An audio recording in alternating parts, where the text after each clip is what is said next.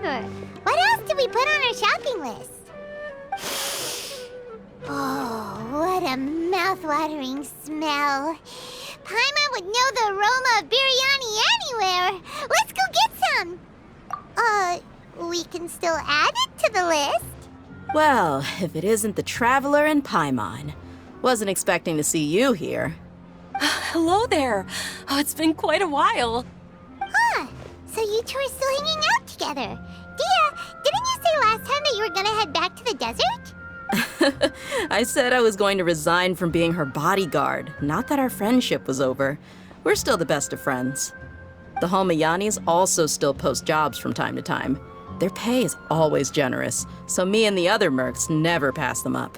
I told Dehya to just stay at our place when she took one of those jobs a few days ago. My parents were delighted.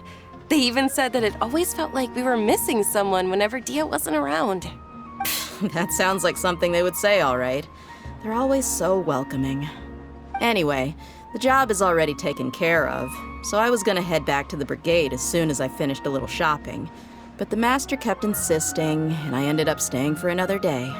You can stay for as many days as you want, Dehya. Father hasn't even gotten around to treating you to his best dishes yet.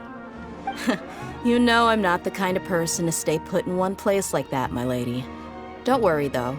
There'll always be next time. What? She said they'll treat you to the best dishes! I can't believe you can still refuse that! But wait. Didn't you say last time that you would take me on a trip to the desert? Why don't you just take me with you today, when you leave? There are so many places I still haven't visited yet. I'm sorry, my lady, but no can do. There's still a few things I need to take care of back at the brigade. Besides, the desert hasn't exactly been the most peaceful place lately. Oh, come on. Not this again. That's also what you said last time and the time before that. I know, I'm sorry.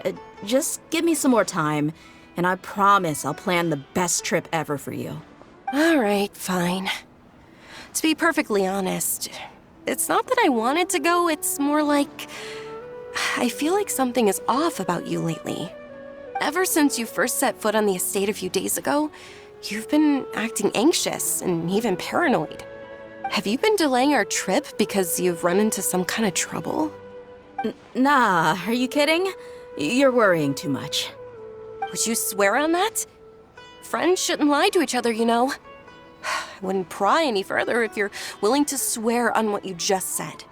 But if something really is bothering you, then just tell me. You know I'll help you however I can. Oh, looks like Dunyarzad was onto something. You're too perceptive, my lady. Seems I can't hide anything from you. I just thought that nothing good could come out of telling you about the messy happenings of mercenaries. Knowing too much only leads to more trouble. Mercenary life is a dog-eat-dog world where Mora reigns supreme. Everything operates on a completely different set of rules. That doesn't change anything about what I just said, though. We're still friends, and I can only support you if I understand what's bothering you. My lady, you're not gonna stop until you drag it out of me, are ya? All right, I'll share what I know. Let's go somewhere else first. This isn't exactly the best place for a discussion. Okay, let's talk here. Just try not to draw any extra attention. As you may already know, the Eremites have both a lot of mercenaries and a complex organizational structure. Many mercs are no different than me, just going around looking for jobs to earn some mora. My brigade is called the Blazing Beasts. We're not a large group, but every member is loyal and brave. However, not all Eremite brigades are like mine. Some are willing to cross all kinds of lines for the sake of mora. The most notorious is a faction known as Deshret's Relics. Deshret's Relics? Judging from the name, they must really look up to... Yep, you got it. I've heard that you've already crossed paths with Al-Ahmar. They're one of the groups under the Relic's banner. Oh, you mean the group that tried to sell us the Divine Knowledge Capsule? Yeah, they weren't friendly at all. Deshret's Relics is composed of many smaller brigades like Al-Ahmar. The Relic's headquarters issues orders to all brigades under his control. On any other day, I would want nothing to do with them. Unfortunately, though, the brigade that's stirring up trouble now is none other than Dekan Al-Ahmar. Dekan? I think it means beard or something. Believe me, it's a really stupid name. I found it insufferable for years. Anyway, the real issue is that Dekan Al-Ahmar is led by my father, Kusela. Say what now? I think I'm starting to understand your anxiety now. But what did they do?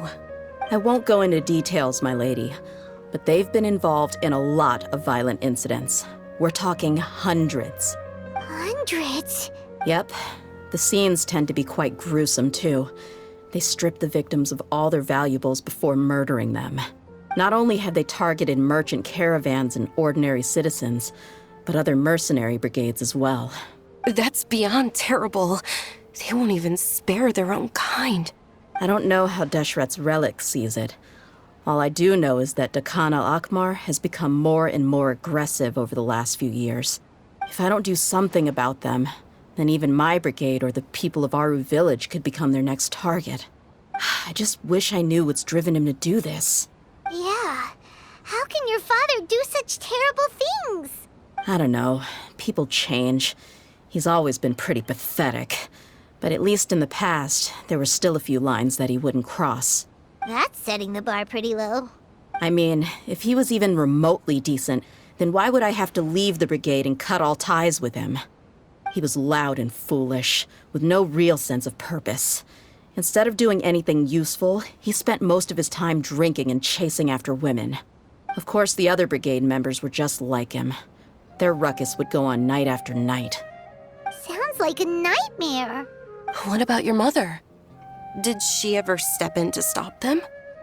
Unfortunately, I never knew my mother. I'm sorry, Dehya. I didn't know.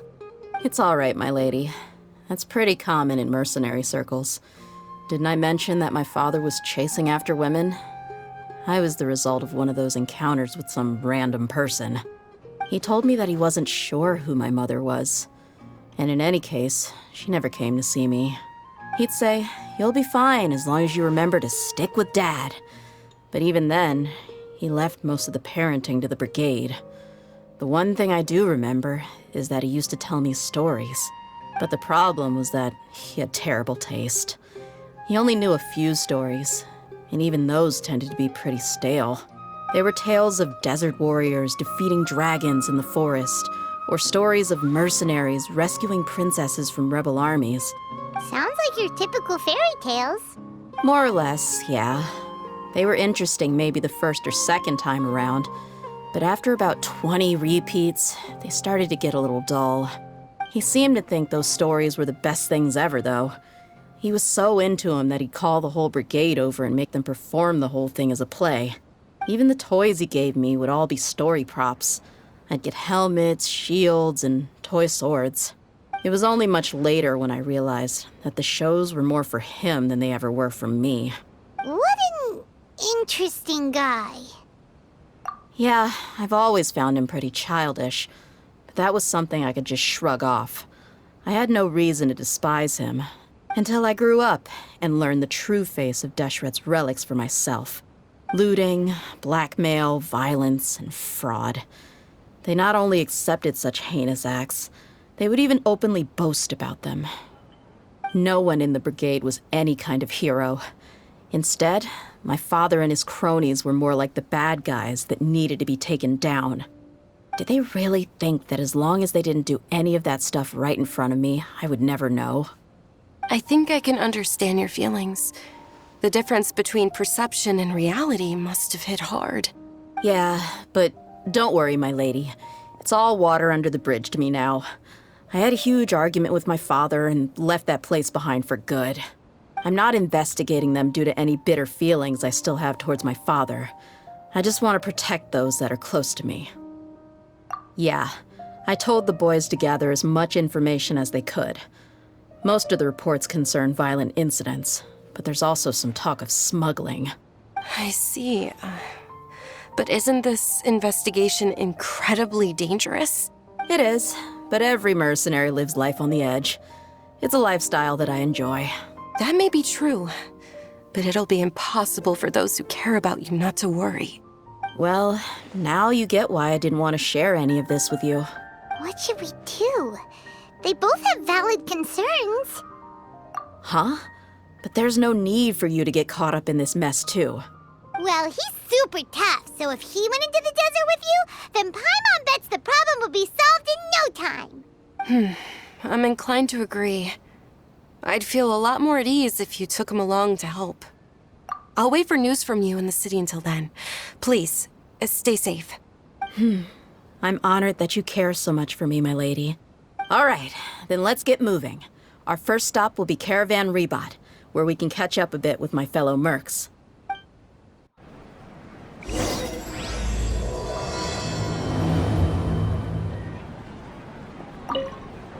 Please be careful. I'll stay in the city and wait for news from you. Just don't do anything reckless, all right?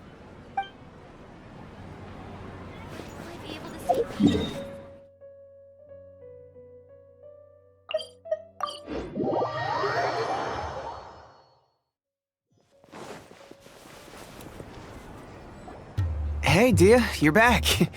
Are these two friends of yours? Likewise. There's no need to be so formal with us. We're a pretty casual crew. Anyway, since we've got a newcomer, let me fill you in on what the Khan Al-Ahmar's been up to lately.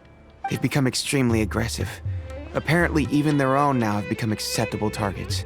They even attack other relics brigades, just the same as any other mercenary brigade. Even the most ferocious beasts still protect their own. And it sounds like they've thrown that straight to the wind. That's right. Once they've collected enough loot off the other mercenaries, they sell it off to a different brigade, or turn to merchants on the black market. A portion of their profits is immediately exchanged for more food and weaponry to be used in their next violent operation. That's terrible! Yeah, and it really makes you wonder why they're so desperate for Mora. A few days ago, Isham and I trailed them for a while, and even disguised ourselves as merchants to conduct trade with them. We were able to learn a few things from the exchange. Rather than saying they're out to plunder and hoard Mora, it'd probably be more accurate to say that they're experiencing an internal power struggle. Wait, a power struggle? You heard me right. The vast majority of their victims are mercenaries from the other brigades of Deshret's relics. If their only goal was Mora, they could have gone after anybody. The targeted nature of their attacks points to a power struggle between the different brigades within the relics. That's the only plausible explanation we have. Unfortunately, we weren't able to find out anything more specific. It seems they're also trying to keep things under wraps. Oh, one last thing we discovered was that over the past few years, as the Khan Al-Ahmar became more and more active, Deshret's relics as a whole became a lot weaker. It sounds mighty strange to me too. Haroon, you can leave the rest of the investigation to us. Gotta say though, I didn't expect you to go on a whole undercover mission during the few days I was gone. Sounds like you were really putting your necks on the line, no? Nah, it was nothing. We're just as concerned about the situation as you are. The Khan Al-Ahmar is your father's crew after all. What he said. Besides, Dehya, haven't you done more dangerous things than all of us combined? What we did is nothing compared to your experiences. Yeah. And while they went to talk with Khan Al-Ahmar, I took a look at the last camp they attacked. Any survivors of the attack were already long gone. There was nothing of value left in the camp. Ah, Hisham and Khalaf. You're here too. We rushed over as soon as we saw you come into Caravan Rebot. Although this new friend of yours looks a little green behind the ears, I'm sensing a special vibe from him. Now that we know you'll have a capable partner with you, we can also rest easy. Hey, what about Paimon? Feel anything special? Oh, you're also planning to tag along with them? Of course! Paimon is the traveler's most important guide. Wherever he goes, Paimon will follow. Oh, in that case, then you'd better take care of her too, Dehya. Don't underestimate Paimon! Don't worry about her. She may look tiny and helpless, but she's been through just as many battles as the traveler here. Even if she had only survived on sheer luck, then that alone would still make her quite formidable.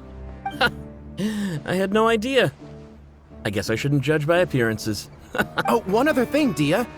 when you're free, why don't you update the deputy about your upcoming schedule? We held another recruitment event a few days ago, but everyone only came to see the Flame Main. You weren't around at the time, so people were pretty disappointed to only find our crew of rough, unkempt guys. The deputy put a lot of effort into the event, but it was basically for nothing. Only a few people chose to stay, and that really got to him. Sorry to hear that. I'll be sure to bring him some great liquor next time. I left in a hurry and I couldn't make it back in time for the event. Gotta admit, I can understand their disappointment, though. You're our brigade's main selling point, after all. Now, if only the deputy could figure out a way to bring a few more smoking hot members into our ranks. Keep dreaming. Remember the last time I invited a couple gals into the brigade? You all just froze up with your mouths gaping like a bunch of scarecrows. The awkward silence and weird expressions left quite the impression on them. They were originally interested in joining us, but after that, they both told me they were too uncomfortable to stick around. Hey, didn't we agree to never bring that up again? Huh? Wait, are you serious? Why have I never heard about this? I don't think you were part of the brigade yet. Are you kidding me? I missed a once-in-a-lifetime moment like that and you weren't even gonna tell me? All right. We can tell you about it later. Now's not the time. Hey, don't you try to change the subject. You and Hisham get your butts over here and tell me everything right now. Are they always like this? More or less. There aren't many rules or graces when it comes to mercenaries.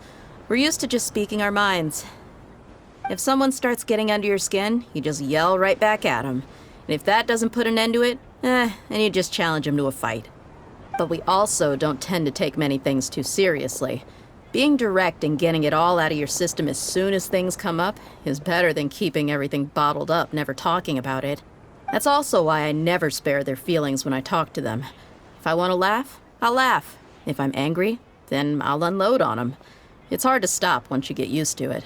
Though, I can never do that when I'm with the Homayanis. Hey, knuckleheads! Can you at least tell me the rest of the intel before you go back to your bickering? Yeah, you hear her, Holof? Told you we gotta focus on the investigation first. I drew up a map.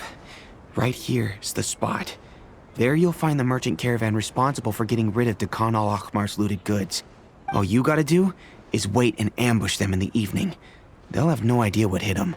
Perfect. Thanks for that. Be sure to pass my regards to everyone else in the brigade as well. Will do. You stay safe, Dehya.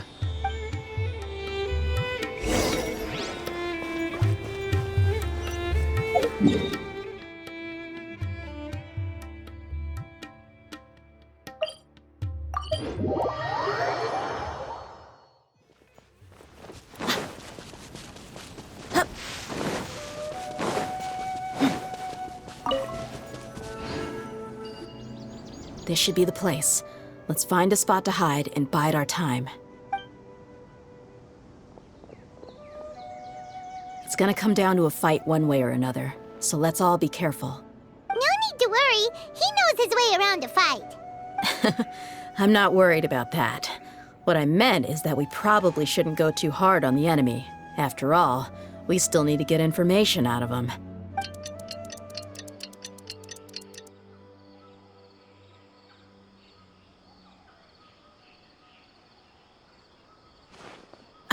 Here they come. You ready? Let's not give them a chance to react and end this quickly.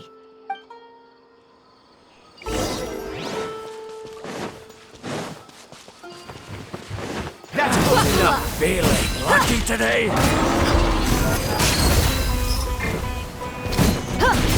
There is no escape! Wind Strider!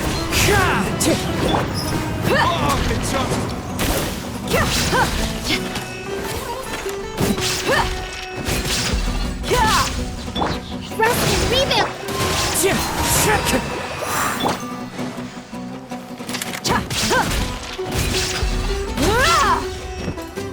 I'll be back.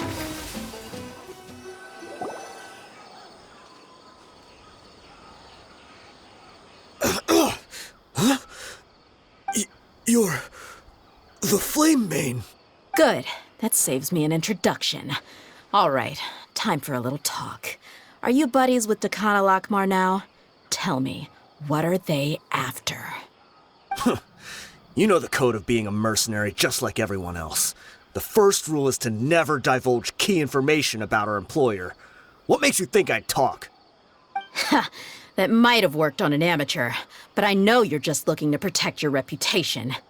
Think about it, though. What's your reputation worth if you won't have the other tools you need to succeed in this line of work? Tools like, I don't know, your limbs or eyes? You've got 5 seconds.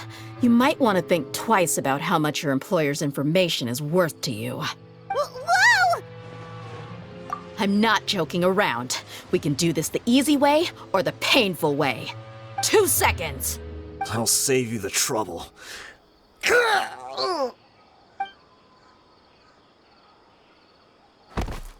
Huh? Are you crazy? He tried to bite off his own tongue. Quick, search the area for any first aid supplies. I definitely didn't expect him to go that far. Thankfully, the wound wasn't too deep, and he just passed out from the pain. But why would he be so extreme? I just wanted to test his mettle. You can get a lot of mercenaries to talk just by threatening them. I didn't expect him to be willing to go through so much pain just to deny us some intel. Well, he's out cold for now. We could wait for him to wake up, but maybe it's not a good idea to interrogate him any further. What should we do? Yeah, don't worry about it. It'll be a waste of time to interrogate him again after that. He might just hurt himself again if we start asking. There are lots of goods around here. Let's search the area. Maybe we'll be able to find something. I'm really sorry.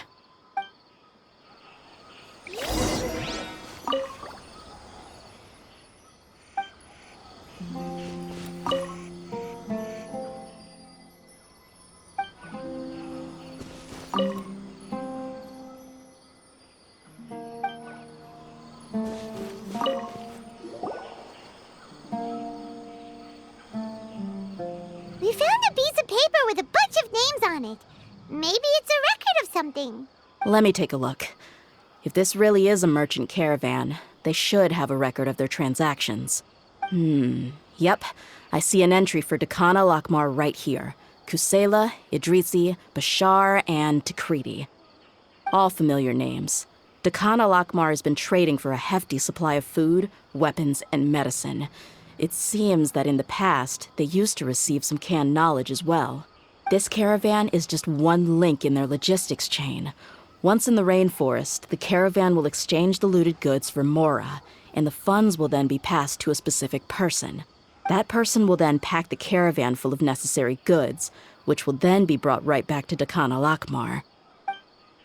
Wait, why is there no mora value recorded for the final transaction? No value?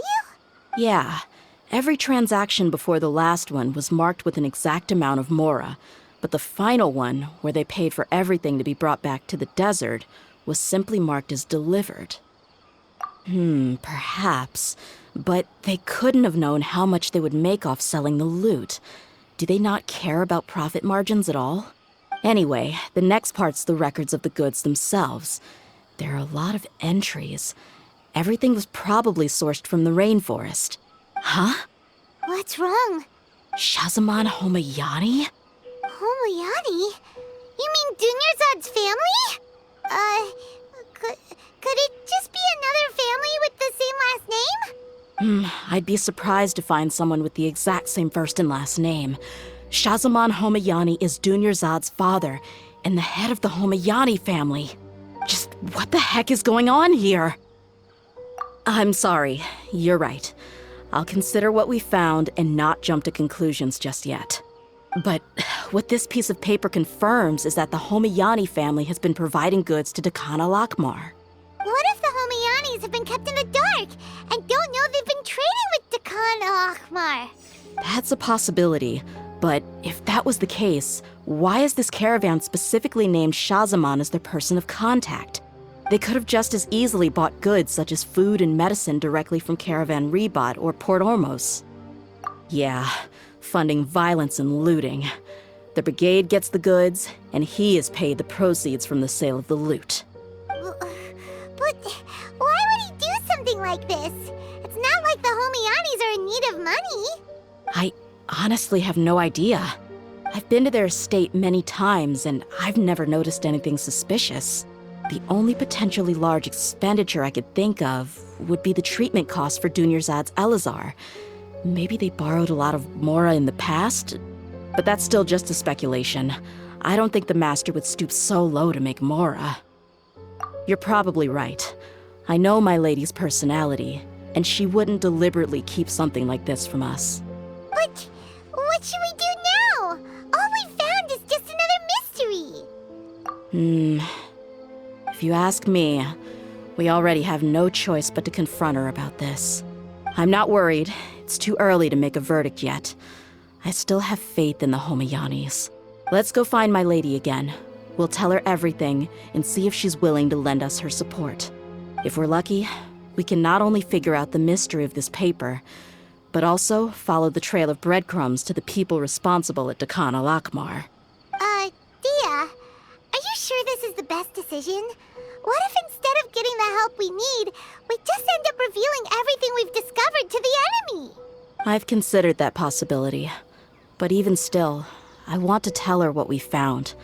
I think I owe her that much. True friendship is built on trust. She showed genuine concern for me when we first brought up the topic. I can't repay her kindness with doubt and suspicion. That's not how I deal with people. You're right. Paimon wants to trust Dunyarzad too. Yeah. Let's pay another visit to Sumeru City.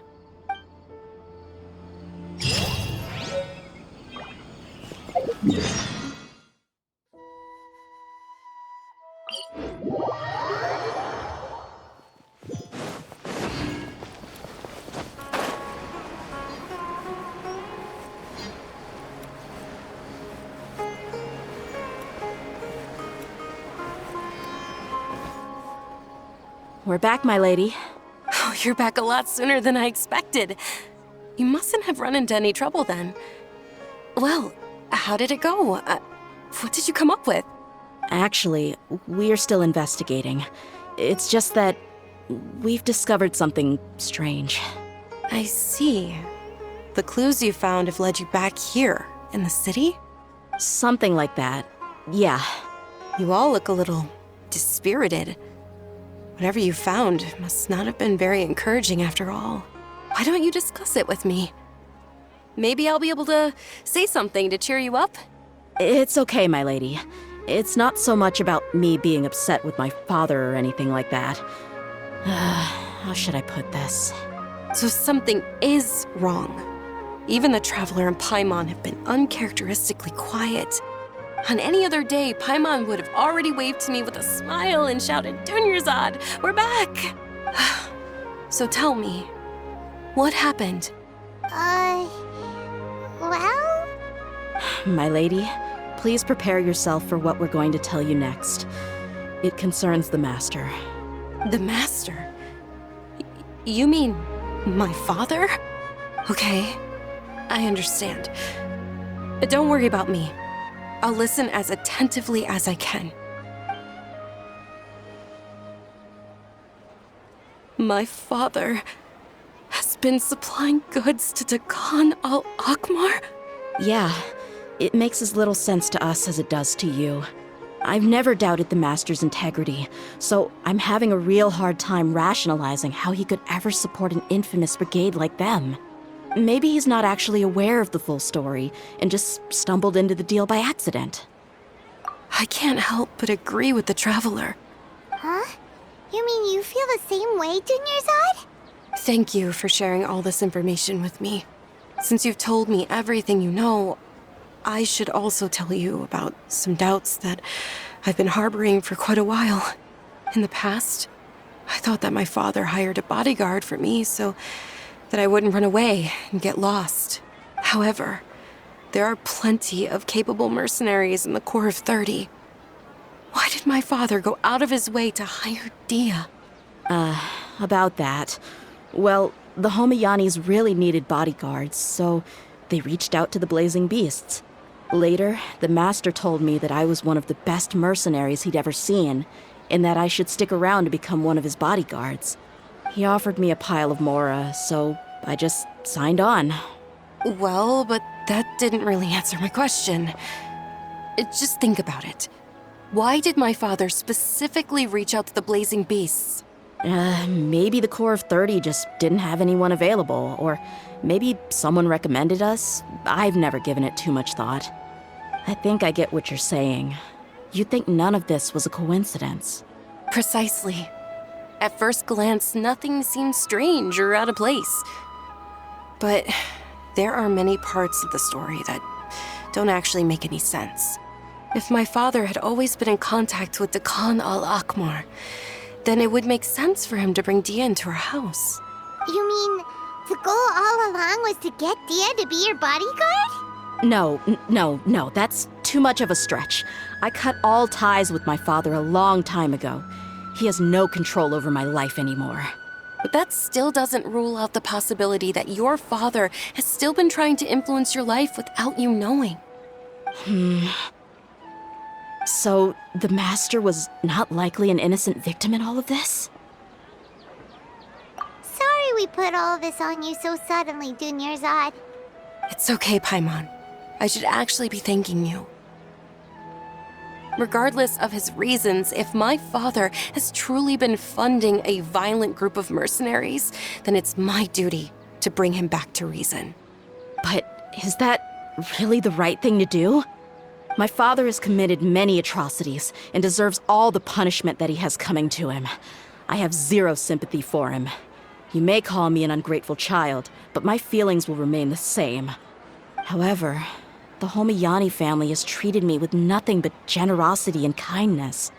If we decide to investigate this further, we could end up implicating the entire Homiyani family. I would be biting the hand that's fed me over all these years. Dehya. It's all right, Dehya.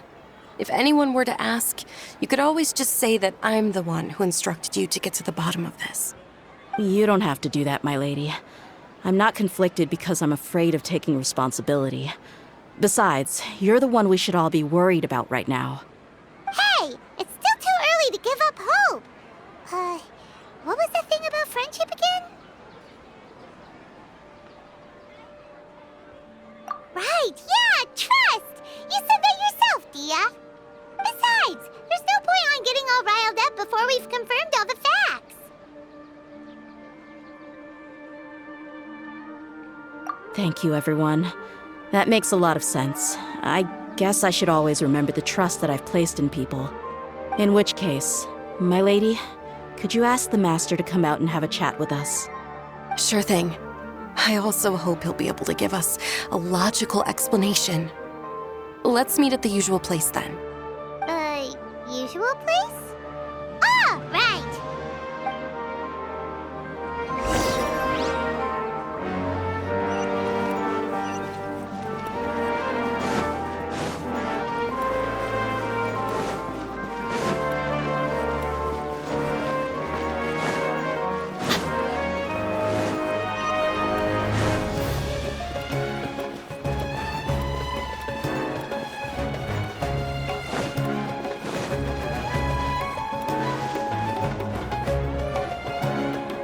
Thank you for coming, sir. Please allow me to introduce these two. This is the Traveler, and next to him is his travel companion, Paimon. Yes, my daughter has mentioned them from time to time. It's a privilege to finally meet them in person. But we may skip all the pleasantries for now. What is the important matter you wish to discuss with me today? Well, we wanted to bring this transaction record to your attention. There's something on this record that we're all pretty curious about. So, that's what you found? Huh. Seems like I can't keep everything from you much longer. If you wouldn't mind, we'd like an explanation. Well, it's a long and difficult story. And to be perfectly honest, I'm not sure if I'm doing the right thing. What I do know, though, Dehya, is that the truth will bring you no solace. If anything, It will likely cause you a great amount of anguish. Wait, me? Yes, I understand perfectly why you came to see me. And I am touched by your collective commitment to do the right thing. But knowledge always comes at a price. And sometimes, as they say, ignorance is bliss. Your father, Kusela, and I both believed that. Of course, you have the right to seek and learn the truth, but I must warn you. The facts of this matter may reduce everything you've built for yourself into sand, blowing in the wind. If you must proceed, then Kusela's heartfelt efforts will also fade into the wind like a fleeting mirage. His heartfelt efforts? I'm sorry, sir, but I'm not sure I follow. I've made it this far in life without a single drop of my father's support. I have my own ideals and ways of looking at the world, as well as people and causes that I've chosen to cherish and fight for. None of these things have anything to do with him. I came here today to support you as the head of the Homayani family. No warning will change my stance on that. I understand. Then let me tell you a little story. Our family once needed to take a trip to the desert when Dunyarzad was just a baby. Along the way, we were attacked by bandits. They had superior numbers and quickly overpowered our bodyguards. When all seemed lost, a group of passerby Eremites lent us their support. Those Eremites were Kusela's brigade, Dehya Al-Ahmar. Kusela's men told me that the attackers were Eremite mercenaries, just like themselves. I was shocked. Why would Dehya Al-Ahmar go so far to save us and not spare the fellow Eremites? Kusela was grinning and walked over to play with baby Dunyarzad. She was startled by his unfamiliar face and nearly started crying. Really? I never knew. He said that he had no particular reason to help us. He just took pity on us because he had a daughter about the same age. We started talking about our children, and I sensed that he was a devoted father. To repay his kindness, I hired his brigade to help out at our estate for a time, and offered everyone generous remuneration. So, that's what happened. It was many years before I saw him again. I almost didn't recognize him the next time he came knocking on my door. The man I knew to be strong and healthy had been reduced to a shell of himself. He couldn't even walk anymore without his cane. So, what happened to him? He was perfectly fine when I left the brigade. I'm not too sure myself. The only thing that didn't change was his cheery disposition. He said there was absolutely nothing to worry about and that he had gotten into a fight. That was all. He then suddenly asked me if Dunyarzad, now that she had grown, would need a bodyguard of her own. At the time, Dunyarzad was going through a particularly severe bout of her Elazar. There was no need for her to have a bodyguard when she could barely leave the house. But he kept coming back to the topic. Come on, it never hurts to be safe. How do you know a bodyguard won't come in handy one day? I was completely lost at first, until he recommended the Blazing Beasts, and in particular, a mercenary named Dehya. So he was the one who recommended Dehya to you. Indeed. He didn't say it out loud, but it was clear that he saw Deshret's relics as an evil group who would eventually corrupt every member in their ranks. He was already beyond redemption, but he hoped that he would be able to detach his daughter from the vicious world of mercenary life. If Dehya could stay in my house and keep working as a bodyguard, then gradually her affinity for the desert would decrease, and she'd be able to leave her previous life behind. And that's why you offered her such generous compensation? Yes, but not just because of that. From the moment that he asked me for that favor, I also began to see Dehya as my own daughter. And that's also why I tried to persuade you to stay when you asked for permission to leave. I was willing to spend however much it took.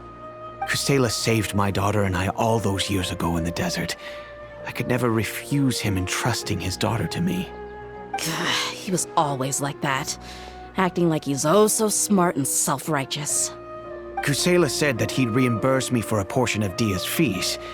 I refused to take any mora from him, but he'd always send me funds anyway.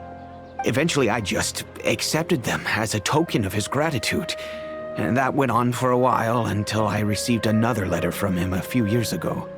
The letter contained a request to help him buy food, weapons, medicine, and even explosive materials. Wait! Isn't that around the time that Dakan Al-Ahmar started becoming more aggressive? That's right. When I started to hear some nasty rumors, I became wary. I wanted to meet him face to face to discuss things. But by then, he was no longer receptive to my requests to talk. If I had to guess, it's probably because he doesn't want to put Dehya at risk. That thought occurred to me as well. I figured that he probably came to me for help because he had nobody else to turn to. After some deliberation, I decided to send him some food and medicine.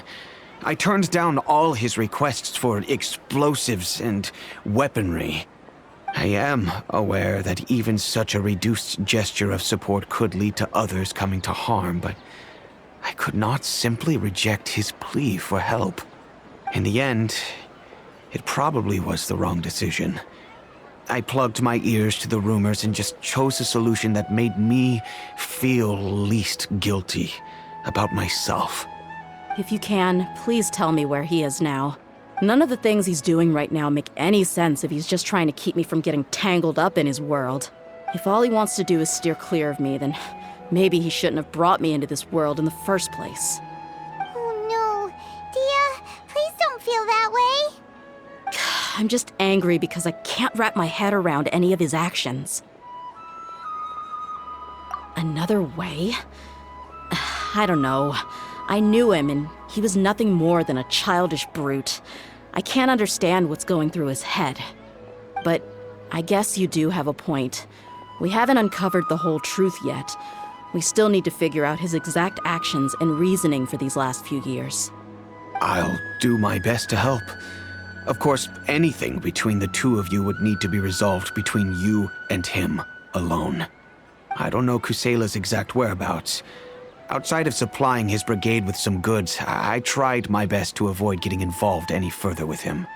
However, there's a man on the list named Jawed. He used to be a mercenary in the desert and is now a member of the Corps of 30. He's responsible for supplying weapons and liaising with the Dakan Al-Ahmar's merchant caravan. I think he should know Kusela's whereabouts. I've heard that he likes to have a few drinks alone and enjoy the cool wind at night outside the tavern. Maybe you'll be able to find him there. Understood. Thank you, sir. Then I guess this is bye for now, unless... I'll stay and be with my father here. To be honest, I'm still a little dazed and haven't finished processing everything quite yet. My father has indeed done something wrong, but if I think about it, I'm also not sure if there was a right way to handle this problem. I feel like our only course of action is to turn everything we know over to the Corps of 30 and let them render judgment. Yes. I am prepared to accept whatever verdict they choose. It's time to face my mistakes.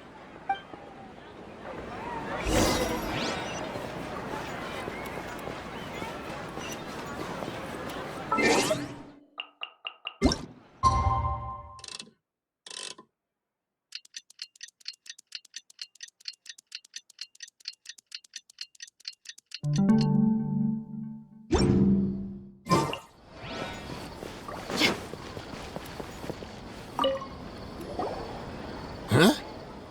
Who are you guys? I know what you've been up to. Smuggling weapons to violent brigades in the desert while working for the Corps? Pretty bold, if you ask me. Shh. Keep your voice down. How do you know all that? Come with me. We should take this elsewhere. I'll be happy to talk things over once we're somewhere private.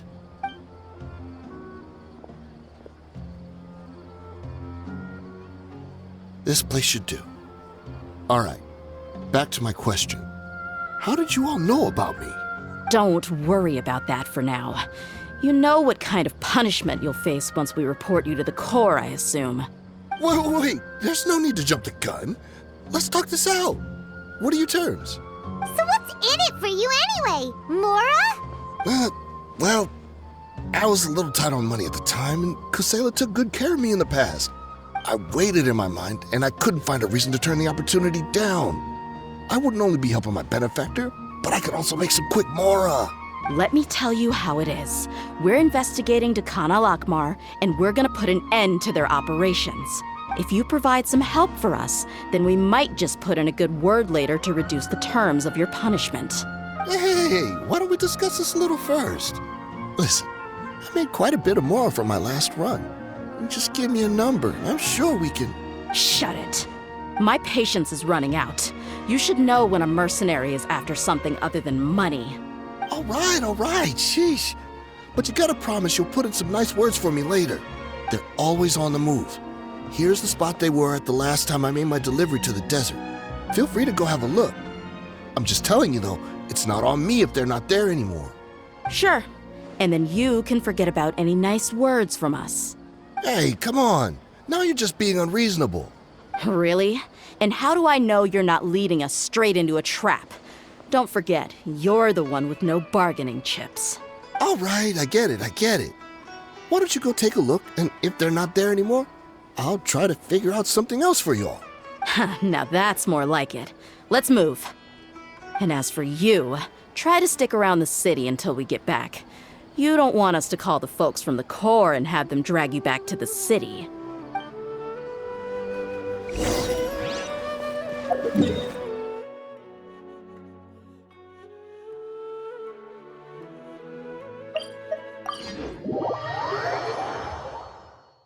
Stay close. No going off on your own. The desert doesn't take prisoners.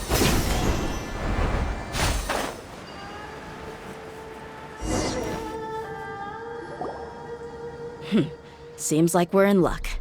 That should be their camp right up ahead. Let's go. We'll finally get to the bottom of this ourselves. I'm here to see Kusela. Tell him to get out here. Dehya, why are you here?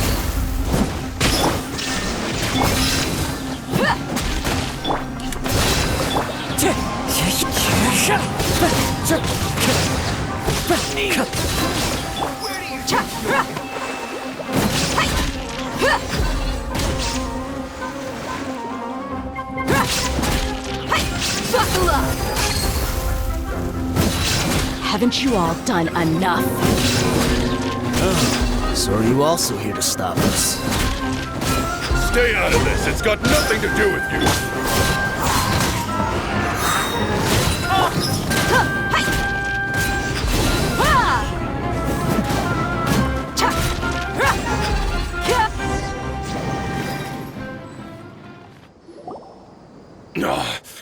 She's so strong. Enough fighting. We all know each other, and I don't want to take things too far. Just bring Kusela to me. There's no use hiding him anymore. Did you understand a single word I just said? Or do I need to bash your skull in some more? All right, everyone, let's all just calm down for a second. Dehya, the boss can't come out and see you anymore. He died a long time ago. What? Seems like you've been out of the loop for a while. Guess that's for the best, though. At least, that's what the old man wanted. When did he die? What happened to him? A few years ago, Kusela broke up Dehya Al-Ahmar and went to the Deshret's Relics headquarters by himself. So is that when you guys started acting up? We would prefer to call it taking revenge. Every last person in Deshret's Relics must pay in blood for what they did. Let me start from the beginning. Dehya, do you know how the head of the relics maintained order internally? Overwhelming strength and unquestionable authority? Those were a part of it, yes. But just those on their own weren't enough. They had another tool at their disposal. They called it a person's record. Regardless of whether they joined by their own will or were coerced, every person in Deshret's Relics were forced to leave a record of themselves at headquarters. Whether it be their deepest sin, some unforgivable act, or their most immoral exploit, The records serve both as a symbol of loyalty and the perfect material for blackmail. That's precisely it. Every one of us have a record. Me, Bashar, Tikriti, and all the boys who grew up with Dehya and ended up joining our ranks. But you, Dehya, you were never asked to provide a record, were you? I never even knew this was a requirement. You were probably the only person in all of Deshret's relics who didn't know about it. Ever since you were born, Boss had been trying to shield you from this organization's sinister rules. Not only that, but he also banned all of us from committing any nefarious acts. He said he'd take care of the dues we had to pay regularly to headquarters. But in the end, he was just an ordinary person. What could he do? He was forced to go to headquarters again and again to account for missed dues and incomplete records. He'd come up with all kinds of excuses and get beaten up as a result. We all knew he was doing that for you. He wanted to get you out of this world, no matter what it took. And that's why he became a shell of himself and couldn't walk without a cane. Wait, but that doesn't make any sense. I didn't know about any of this, and I'd never seen him get injured or beaten. Because you were too young at the time. How would you ever tell between wounds from a beating and wounds from battle? When you left home after that final argument with him, he seemed to age by a decade overnight. Even his hair went gray. So even the blazing beasts were... Yep. It was all his doing. Had he not arranged them to come to you, you probably would have been reduced to a pulp before you ever left the desert. A few years ago, Boss said he needed to make another trip to headquarters. He was already pretty weak then, and we all assumed he was going to get beaten again. I suggested that he hand the role of leadership over to me, but he said there was no longer any need, since the Khan Al-Ahmar would soon be no more. His words made no sense to me, but that night, we heard that a massive fire tore through headquarters and razed everyone's records to ash. Everyone gained their freedom that night. Many members fled, not just from our ranks, but from the other brigades as well. But how could we leave with a clear conscience? All of us who knew exactly what had happened. The boss can't have just died for nothing. Those heartless jerks at headquarters took him from us. From that point on, the sole purpose of the Khan Al-Ahmar became revenge. The big fire that Boss started was quite a blow to headquarters' strength. It's given us the opportunity to launch our attack. Even though we're outnumbered, we vowed to see our revenge through to the very end. There were people from headquarters who changed their names and went into hiding. Some fled to other brigades, and others escaped to the rainforest. But we won't let any of them escape our wrath. They'll all pay for what they've done. We've suffered plenty of losses as well. To keep going, we need an enormous amount of supplies, from food and medicine to weaponry and explosives. All we can do is exchange our loot from Mora, and then use that to get supplies. We forged Boss's handwriting and sent out many letters to his former friends. Thankfully, many people were willing to come to our aid. We were also able to attract many mercenaries who shared our goal. We've endured unspeakable pain to win many impossible battles. Deshret's relics have become weaker and weaker, and now we finally have an opportunity to directly strike their headquarters. Paimon doesn't know what to say anymore.